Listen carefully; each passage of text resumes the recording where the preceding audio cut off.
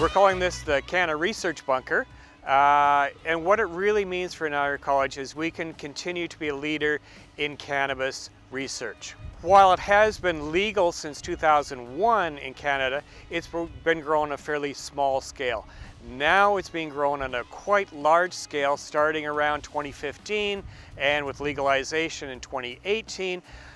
There's been very little research done, and especially on pest control. If we're trying to control diseases and insects, we really need research to find new tools to control this on this very important crop.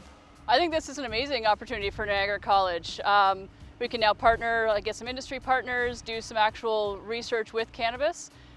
It's a bit more difficult sometimes for people to do research on cannabis, on biological controls, lighting, things like that, because a lot of license holders don't want to use up their production space for research. So this is the perfect space to do it. It's all climate controlled, so it'll be amazing, yeah.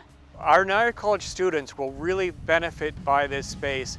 They're going to learn how to research, and they get connected with industry partners. And hopefully these students will actually start to work with some of these industry partners after they graduate. So it really gives them tools to be leading edge graduates once they come out of our program.